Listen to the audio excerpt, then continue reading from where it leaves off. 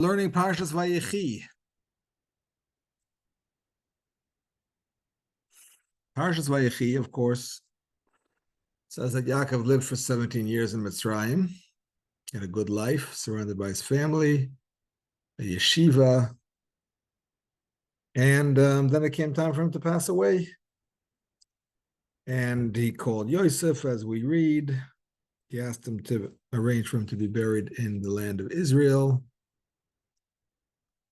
He blessed Manasseh and Ephraim, switched around the hands, everybody knows. He blessed the tribes, all of them, besides Reuben and Shimon and Levi. They got a bit of a dressing down. And then he passed away.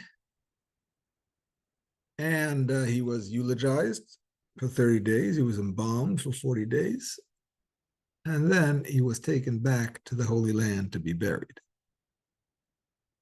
And there was a big eulogy in the Holy Land. All the local kings came. As far as who carried him and how he was carried, that is the subject of today's class. The pasuk says in chapter 50, verses 12 and 13, Vayasu vanav loi came kasher tzivam. His sons did this for him as he had commanded. Vayisu oisei vanav artza Canaan. His children carried him to the land of Canaan. Vayikberu oisei, and they buried him b'm'oras stea machpelah, in the cave of the field of Machpelah. Asher kon Avram sasada, which Avram had bought the field, la'achuzas kever, as an inheritance for burying. So me'es Ephron Achiti, from Ephron the Hittite al panei Mamre, in front of Mamre. Okay, so his sons carried him as he commanded. What does it mean, as he commanded? Rashi says, first of all, the loy b'nei banav, he was carried by his sons and not his grandsons. It's a special mitzvah to participate in the funeral of one's parent, and especially when it comes to burying the parent. So here the sons specifically are the ones who are instructed to carry their the coffin of the father. No grandsons, at least so it seems. Shekach tzivam, this is what he commanded them. Al yisu mitasi loy ish mitzri v'loy echem b'bnechem. I don't want my coffin to be carried neither by an Egyptian. Mita is literally a bed, so it was not necessarily a closed coffin. It could have just been like a bed. Obviously, he was covered. We don't have open caskets, but maybe he wasn't in a box. But nevertheless, he was carried on a bed. And as he translated here, my bier, B-I-E-R. But it shouldn't be carried by any of my sons or an Egyptian. Any of your sons. What's wrong with the sons of the Shvatim? Sheheim benois Canaan. They are descendants, not descendants, they are from the daughters of Canaan. Because we read in a Rashi earlier that the tribes ended up marrying Canaanite women. Even though Avram went to great lengths to make sure that Yitzchok would not marry a Canaanite woman, Yitzchok went to great lengths to make sure that Yaakov would not marry a Canaanite woman. Nevertheless, the tribes did marry Canaanite women. Maybe there just wasn't enough other women around. Like Yitzchok only needed one woman, and there was Rivka available. Yaakov only needed one, he ended up getting 4. But maybe there just wasn't that, quantity of family members to take care of all of them. Yes, Mordechai. Yeah, isn't there another opinion that they married their half-sisters? Yes, there is another opinion that they married their half-sisters. That's correct. So why did they not carry according to that opinion? I'm not sure. What about Rashi does not deal with that opinion here, even though elsewhere he does bring down that possibility. When it comes to counting the 70 descendants of Yaakov that came down to Egypt, Rashi addresses the question, why are you only counting 70? What about the half-sisters that they married? And Yaakov says, according to that opinion, those wives must have died. Otherwise, instead of 70, it would have been 82, or, more or less. Oh, wait a minute. Rabbi, what about Asenat, but Potiphera? Wasn't she the granddaughter of, or daughter of Dinah? Actually, she was, yes. So why wasn't her, why weren't, Ephraim and Manasseh were allowed? Exactly. You just answered your question. But what about the others? Because if you remember, Yaakov said to, I said, those two are mine, but the others are yours. So what is to say? Oh, we don't know anything about the others. We don't know anything about them. They've never been named. We have no idea if they existed, who they were, what they did. We don't know. They could have been the sons of Asenat as well. Who knows? It's uncharted territory, unknown. It's a big unknown. So I can't answer that because I don't know. So the point is, there's nobody left to carry except for the sons. Now, it's a big thing to carry a coffin for that far. We're talking about, like a serious journey from Egypt all the way to the land of Canaan, to Hebron. They didn't travel through the desert, by the way, through the land of the Philistines. They went around by way of Transjordan. If you read the verses, you see that was probably just the trade route that they had and the roads that they had and whatever. So that's a lot of carrying, but nevertheless, that's what Yaakov wanted. Now the Rashi continues, Elatem, it's only you. Excuse me, and he gave them each a space. Gimel lemizrach, 6 in the east. Who knows who was in the east?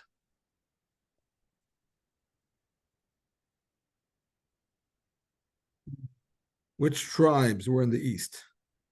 It's the same tribes that camped to the east of the Mishkan.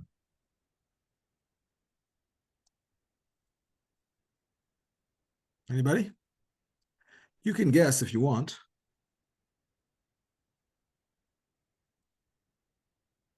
Gad and Reuven. No. No. Nope. Keep on going. Don't stop.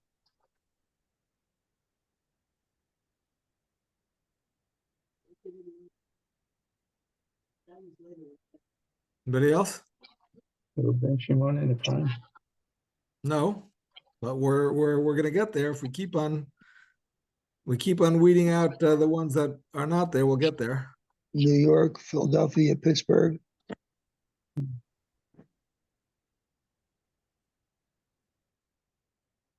No, actually, there are 720 permutations, Rabbi, so it's not so simple. The east was Yehuda, Yisachar, and Zevulun. The west was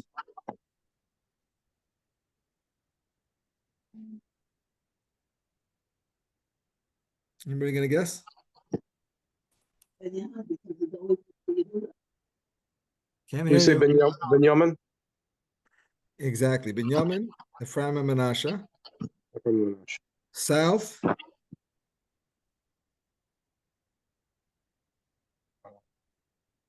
It's only 6 Judah? left. I'm sorry, Judah? No, we took him. He's in the east. Gad, Asher. You got God right. Reuven, Shimon, and Gad in the south. And you're left with Dan, Asher, and Naphtali in the north. No. Okay, there's a bit of background noise. So I'm going to mute you all, but you can unmute yourself as needed. Okay, so that was already taken care of. And therefore, many years later, actually, let's finish the Rashi and then I'll tell you about many years later. Rashi says, "V'chein l'dal rucha," so to the four directions. Uchasidron lamasa machane shel degolim nikru ukan. The same order that they had for traveling is how it was arranged here. Right? The same way they traveled in the desert is how they traveled here. Levi lo yisa, shu asid lasas is Aaron. Okay, so I'm sorry. So the same way that in the desert, Yehuda, Yisachar, Zvulun were in the east, Ephraim and Ashbel on the west, Reuven, Shimon, Gad on the south, Asher, Naphtali, Dan Asher, Naphtali in the north. Same way. Now, even though we said that it was only the sons and not the grandsons, Rashi is now qualifying that. Levi la yisa shu asad lasas sa'arain. Levi will not carry because he is destined to carry the Aron Kodesh, the Holy Ark. The Yosef la yisa, Yosef's not going to carry Lefishu Melech because he's a king. It's not respectful. Menashe and Ephraim yutachtem. Menashe and Ephraim will take their place. And this is the meaning of the pasuk that we have in the beginning of Chumash Bamidbar, where it says, each man on his flag according to the signs. The sign that their father gave them to carry.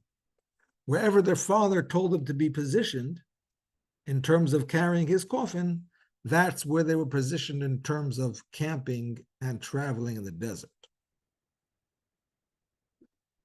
Excuse me, the Medrash even says that when Hashem told Moshe to tell the tribes where to be positioned, Moshe was kind of hesitant, and he was saying, like, maybe they're not going to listen. Maybe this one's going to say, no, I want to be near that one, and I want to be on this side, and I want to be on that side. You know, like in class, you know, the kids, they have their chevra, and they want to be here, and they want to be there, and not there. So Hashem says to Moshe, don't worry about it. They already know their positions. These are the same positions that their forefathers took when they carried Yaakov's coffin. Okay, so a few questions that the Lubavitcher Rebbe asks on this Rashi. Yes, Ezra. So if it says Vayisu Oto Banav, Yes. and we've already removed Yosef and and you've already defined 3 on the left and 3 on the right. Yep. Still have a bunch of them that are supposed to carry but don't. So how do they meet the requirement that Yaakov gave them? Why? Who's supposed to carry but doesn't? I have everybody accounted for. Why do you say that? Well, the people standing in the front and the people standing in the back are not carrying. Why not?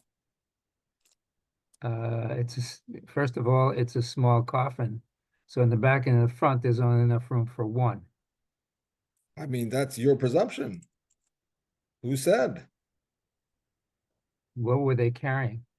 Are you saying that they were carrying an actual bed like back in the days of the Mishnah and I don't know what it looked like, but if there had to be 3 people on each side, and remember they had 70 days to prepare this. This wasn't a last minute thing. If they knew that they had to have 3 people on each side, they obviously arranged for a bed or a coffin or a bier or whatever you call it that had room for 3 people on each side.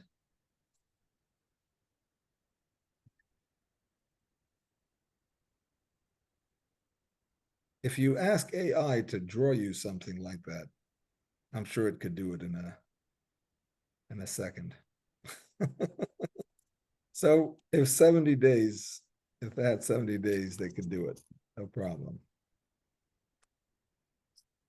So a few questions here. Levi shouldn't carry because he's going to carry the Oron. I mean, that's not going to happen for several hundred years. And he's not going to carry the Aron. His descendants are going to carry the Aron. And by the way, not all his descendants are going to carry the Aron. Only the Bnei Kahas.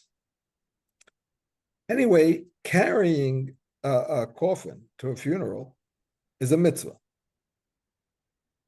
And it says in the Mishnah that a person carrying a coffin, as well as chilufehen, which means the next in line to carry because it's heavy and you can't carry the whole time.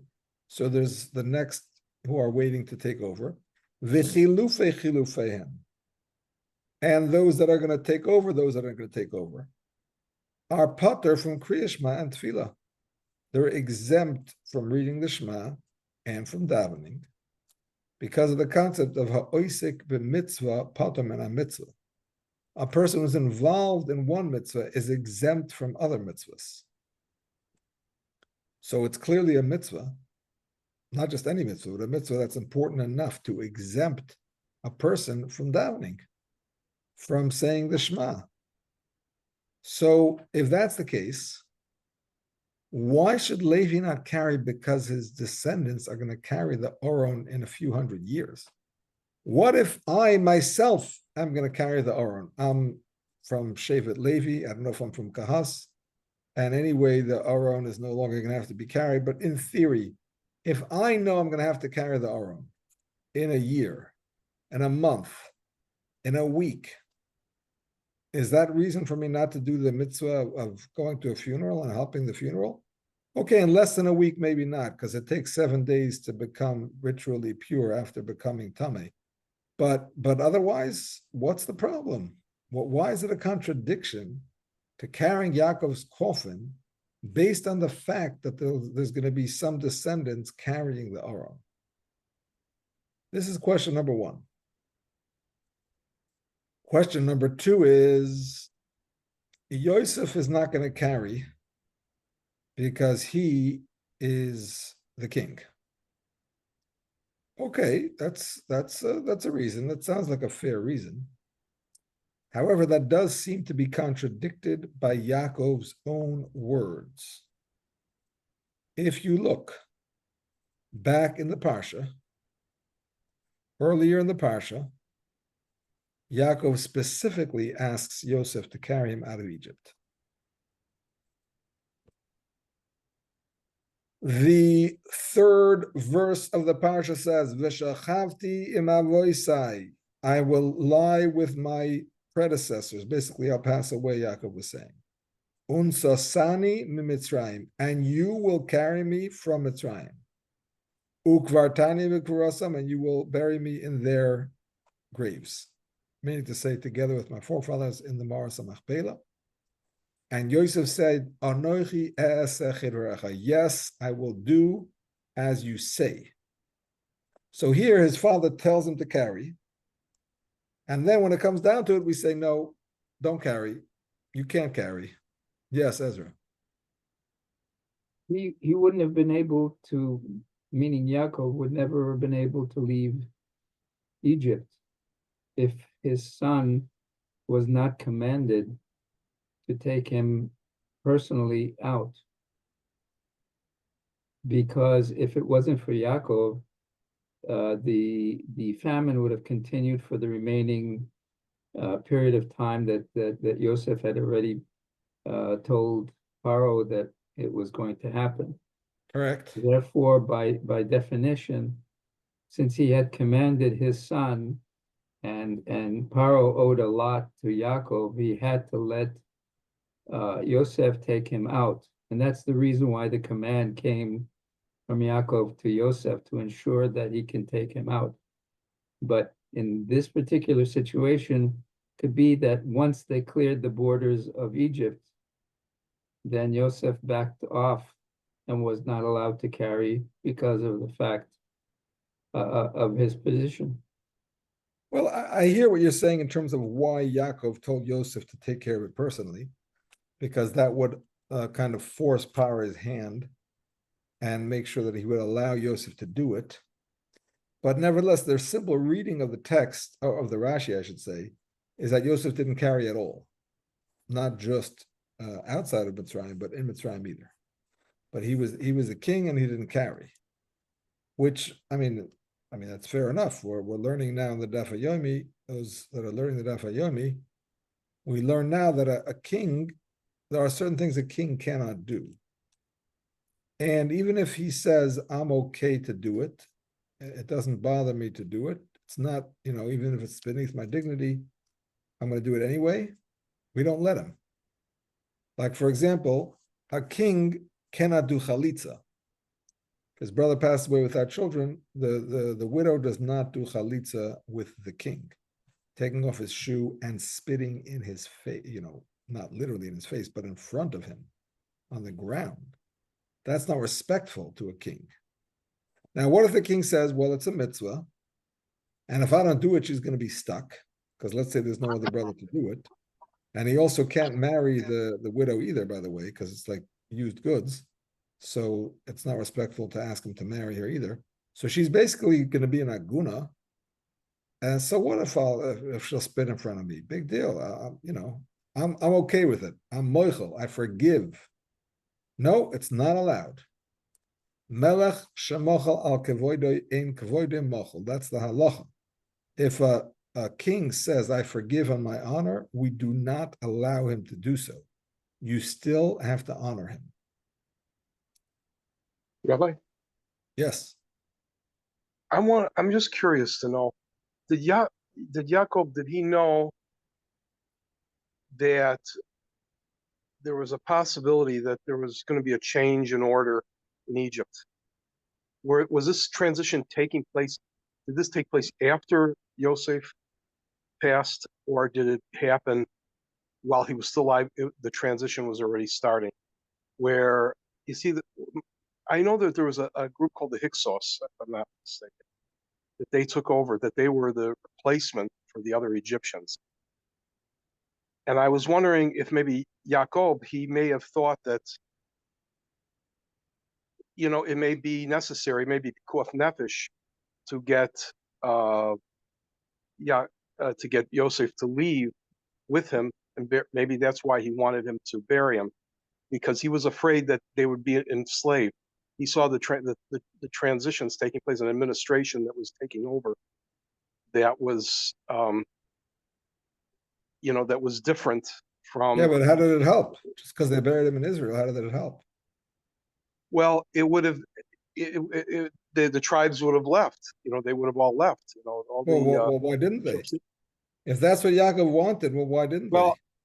Well, maybe Yosef thought that maybe it wasn't the right thing to do. Maybe it was a decision. Maybe that maybe he should have rethought. I mean, I'm just saying that it seems to me that I'm just curious. That's why I'm asking, what was that transition taking place during the life of Yaakov? I mean, was he alive? I mean, was he still alive when this transition was taking place? Because they may have had a role in this, and Yosef may have thought.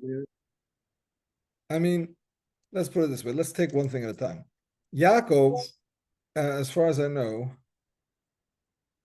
Yaakov did not intimate or indicate or hint to the fact that they should take the opportunity once they're in Canaan to stay there. As far as I understand, it was only the tribes that went up and not their wives and children. So in the course of 17 years, 70 people are definitely by then a few thousand people. I don't know exactly how many, but according to the Medrash, they were already 600,000. But let's say they were less than that. But they were still a sizable group, and there's no indication that they all left. So it wasn't really possible for them to just say, okay, we're here, we're not coming back.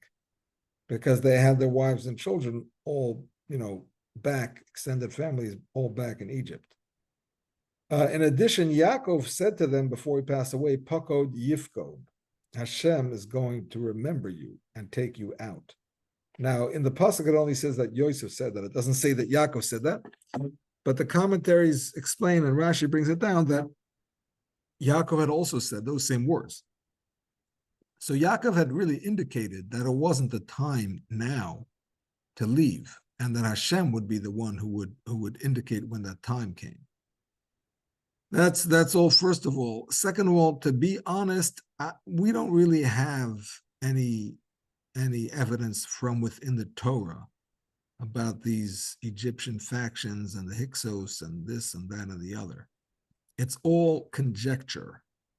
Now, I'm not saying that it's not true, but it's a historical, discussion, and maybe the historians say it, but we don't have any discussion about that in the Torah. So it's hard to try to match up the historical theories with the Torah. It's fun, perhaps.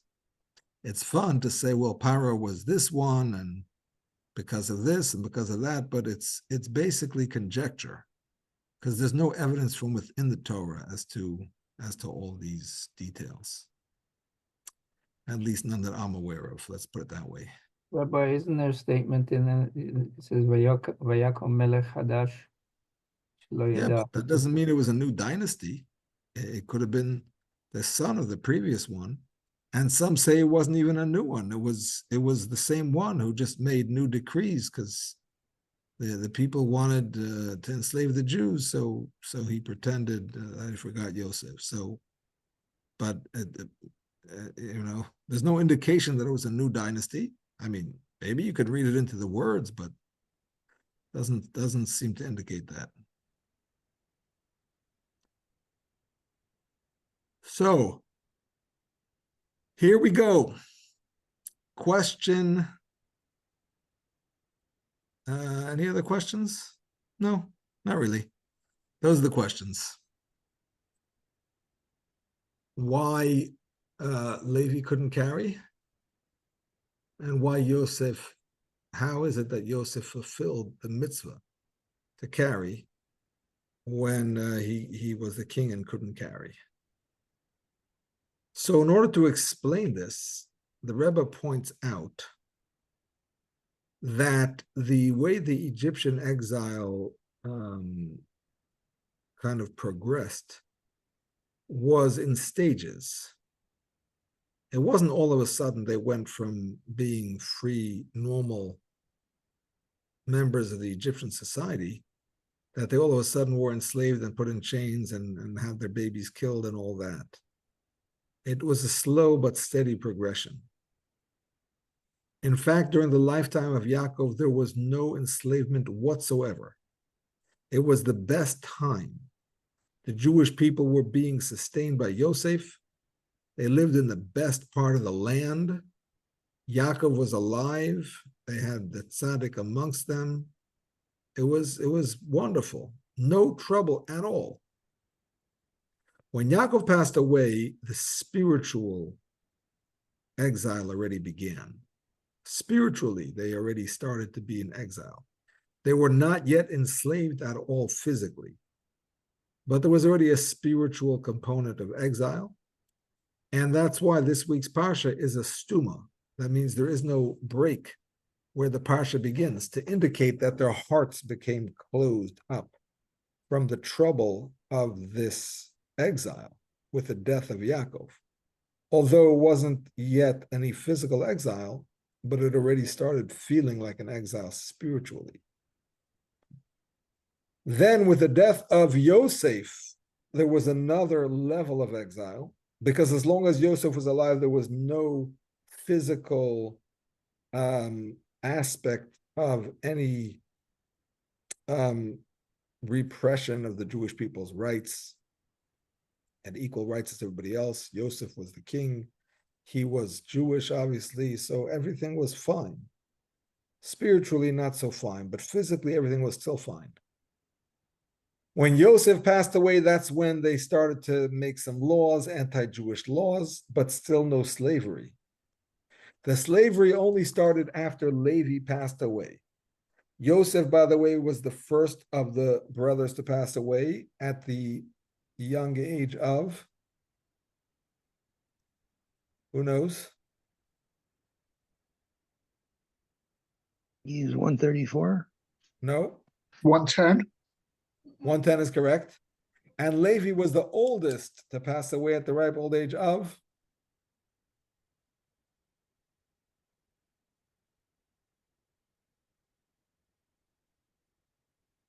137. 137 is correct. Thank you very much. Until Levi passed away, there was no actual subjugation, although there was already anti-Jewish sentiment in the air and whatnot. That subjugation started after Levi passed away. So here is the Vart, my friends. Taking Yaakov out of Mitzrayim is what really made the exile start. As long as Yaakov was there, certainly when he was alive, but even after he had passed away, his coffin being there, his spirit being there, his holiness being there, that precluded the tzara of the shibud, the difficulty of the exile to begin. So taking him out of Mitzrayim was really the beginning of that galus, of that exile. Therefore, it was inappropriate for both Yosef and Levi to participate in that, because both of them represent levels that are not really affected by the exile. The exile did not start as long as Yosef was alive. Yosef was considered the main son of Yaakov. We read in Parshas Vayechi, Eila told us Yaakov, Yosef. Who is the sons of Yaakov? Yosef. He was the favorite son.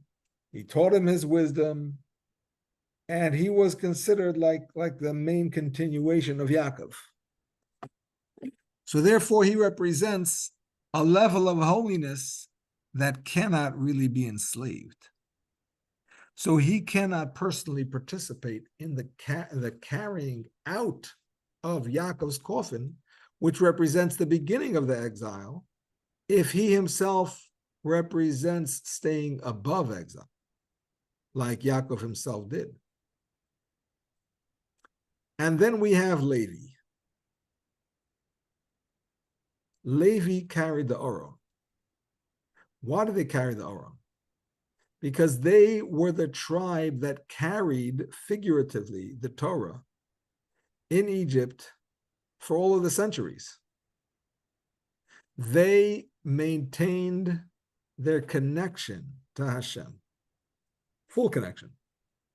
They studied Torah. They never went into physical labor. They kept the bris milah, and they kept the Torah. So they were never enslaved. And therefore, once again, for him to participate was simply incongruous with his character. The character of Levi was such that he was untouched by exile. He remained, even though he was in exile, physically, obviously, and obviously this must have been some effect on him spiritually too, but nevertheless, by and large, he remained above the fray of exile. And therefore, for him to participate in carrying out Yaakov, which really symbolized the beginning of that exile, was not appropriate. Now you will ask, if that's the case,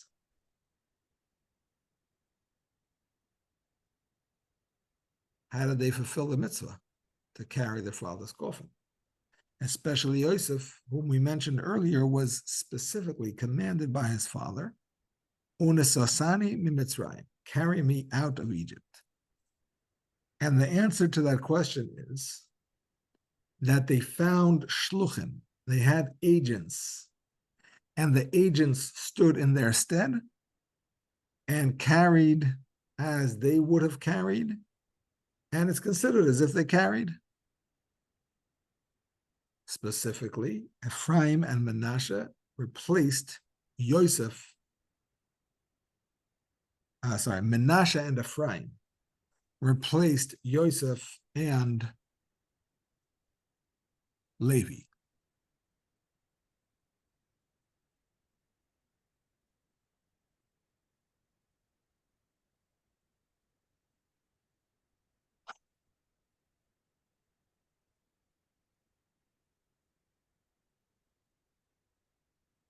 Now you'll ask, why Manasseh and why Ephraim? And who exactly replaced who? So in order to answer this, we have to explain when we talk about Yosef and Ephraim being above the fray, Yosef and Levi being above the fray of exile, we have to explain what we mean. They were above the fray of the exile in two different ways. Yosef was above the fray of the exile because he was the king. So for him to be in exile, it wasn't possible. He was spiritually above the exile because he came from Yaakov and he was Yaakov's main descendant, and Yaakov is completely beyond exile. So he was completely aloof from the exile. Levi, on the other hand, was a different story. How, in general, was it fulfilled in the tribe of Levi that the Jewish people were supposed to be slaves in a foreign land for 400 years? And they're supposed to work hard labor and get the spoils after that. That was told by Hashem to Avraham at the Bris Ben Abisarim. And then all of a sudden, the Leviim say, no, not for us. We're going to yeshiva. We can't be bothered doing this work. We'll leave it for you guys. Well, that's nice and fine, but Hashem already said the Jewish people have to be enslaved. So what's your excuse? And the answer is, my friends, that the purpose of exile is not pain and suffering. The purpose of exile is to find Hashem even in the deepest and the darkest places. To find a connection to Hashem that is so deep that no matter what we go through, we remain connected. The Jewish people came through the other side of the exile as an intact people. Of course, we know that most of them served idols, most of them did not have a bris, but they maintained their identity. They did not change their dress, their language, their names. They did not intermarry, with one kind of exception. They did not intermarry. So who provided them with the strength? Who inspired them to maintain their connection to Hashem and to Jewishness and to the traditions? That was the tribe of Levi. Levi did not work, but they were an integral part of the exile. They were the light within the exile. Without them, the whole exile would have been worthless, because God forbid the Jewish people could have assimilated. Because Levi was observing everything, the Jewish people saw, oh, this is what a Yid looks like. This is what Torah is about. This is what our forefathers were doing. And even if he didn't observe it, he knew what it was and he felt connected to it. And that gave him the strength to be able to maintain his Yiddishkeit in the trying times. There's a hostage by the name of Cohen, Sapir Cohen. She was a released hostage. She was released in the early stages of the war. And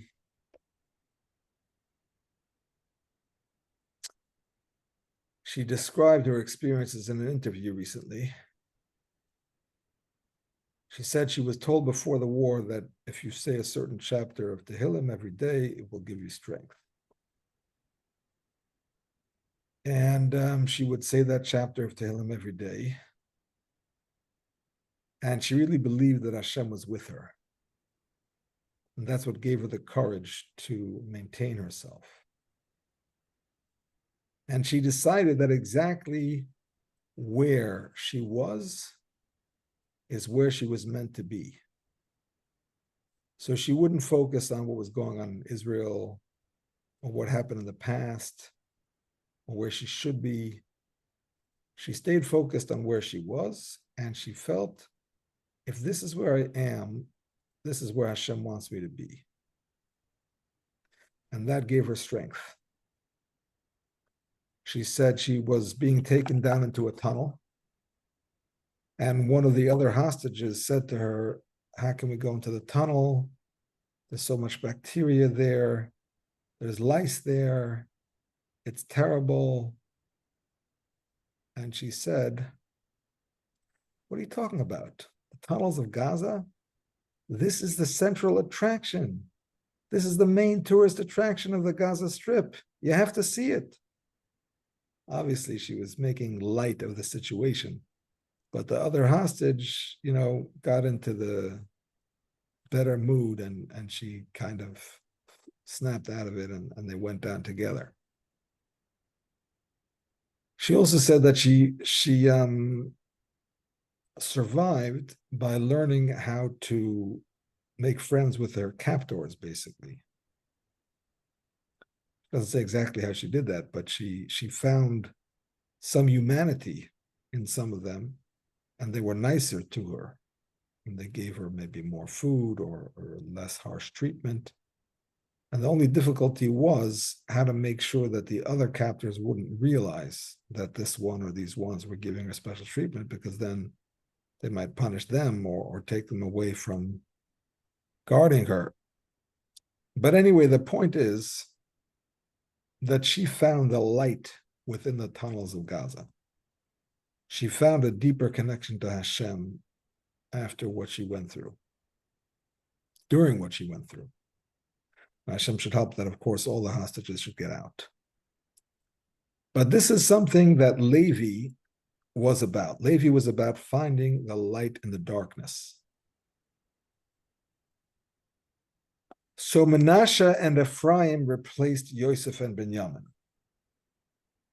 And it's through them that it was fulfilled that Yosef should carry. Yaakov told Yosef, you should carry. But his son replaced him, so it's as if he carried. And Ephraim replaced Levi, so it's as if he carried. Now, what does it mean that Manasseh replaces Yosef and Ephraim replaces Levi? In order to understand this, we have to go into the names Manasseh and Ephraim. Manasseh is Ki Nashani Elokim Esamoli Veskol Beis Avi. Hashem made me forget all of my toil and my father's house. So Yosef had a new position. He was the prime minister. And he said, Baruch Hashem, life is good. And now I can forget my sorrows. Ephraim is Ki Ifrani Elokim Be'eretz Anyi. Hashem made me fruitful in the land of my poverty. So the difference between the attitudes of Manasseh and Ephraim is, Manasseh is the strength that a person gets in exile from remembering their father's house. What does he mean, I'm forgetting my father's house? Not that I'm forgetting Yaakov Chas v'Shalom. I'm forgetting the troubles of my father's house. But I'm remembering what the father's house represents spiritually. I'm remembering the good side of it. And that's how I maintain my spiritual strength in exile. By remembering, I don't really belong here.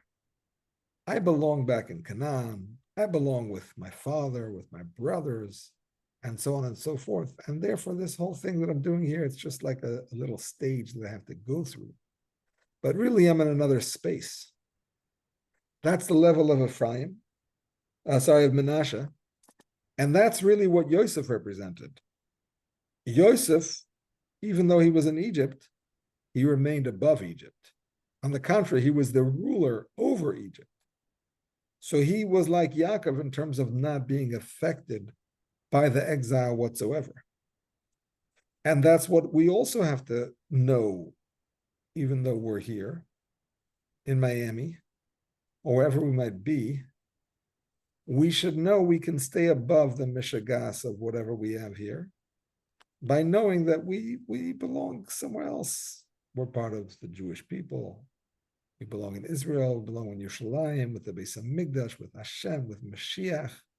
And anything, any issue we have here, it's as they say in Yiddish, it's a kleinigkeit. It's a small matter. Because we're not really part of it. We really belong somewhere else completely. Of course, we have to deal with it, of course, but that's a kleinigkeit. That's a small matter compared to where we are really spiritually. And then we have Ephraim. Ephraim is the Ephraim Elikim be'eretz onyi. Within the land of my poverty, I have become fruitful. And that's the tribe of Levi.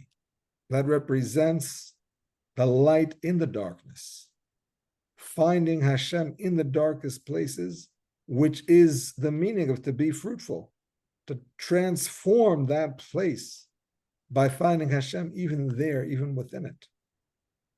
And that's why Ephraim represents Levi, because he represented this idea of serving Hashem and transforming the exile into a place of godliness.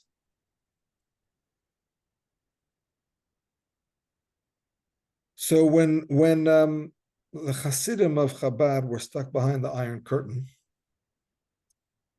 in the end of World War II, there was an opportunity for them to get out.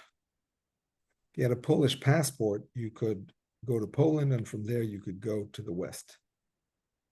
So many Hasidim got together, they forged Polish passports, and they got into trains, and they were able to get into Poland. From there to Israel, to France, to America. But unfortunately, there was an informer who told on them, and the last shipment was stuck. So there were Chabad families that were stuck in Russia for several decades. And they only ended up getting out many years later. And despite the difficulties during those times, they kept up Yiddishkeit, davening, learning, kashrus, mikvah, everything. And when they did get out of the 1970s, so the Rebbe gave them a lot of attention. And the Rebbe sent them to Reb Moshe Feinstein. And Reb Moshe Feinstein tested them, the young Bachrim, the young men in the group on their Gemara studies, and they knew it very well. And he called in his own yeshiva students and said to them, look, this is what they're doing in Russia behind the Iron Curtain, which Reb Moshe Feinstein had experienced himself for several years. If this is what they can do, how much more so you here in free America should be doing so much better. Anyway, he asked the Hasidim how they managed to maintain this level of observance despite the difficulties of the Iron Curtain. And one of them, I think his name was Natik, said, did we have a choice? Like, what are you, he didn't even understand the question. Like, that's what the Torah says. You have to have Mesiras Nefesh, you have Mesiras Nefesh. You have to, put your life on the line, you put your life on the line. Whatever you need to do, that's what you do. And there was another Chassan Motel Kozliner who said that it was the Farbrengens that gave us the strength and the energy to maintain ourselves in that difficult situation. Seems to me that these two answers are Ephraim and Menashe. The one who said, like, what's our option? He was like Menashe. He's like, I don't belong here. Like, who cares what they say? You just do what you have to do and ignore all the crazy noises. And the other one is the Farbrengen. No, within the darkness, we made Farbrengens. We found light, we found inspiration. And that's how we were able to overcome all of that darkness. So that's the good word. I hope you enjoyed the shir as much as I did. Thank you, Rabbi. Thank you, Rabbi. Thank you for joining. Thank you, Rabbi. Thank you. You as Thank- well. thank Good you. Shabbos. Thank you. Have a good shot. You wanted a baby. Like,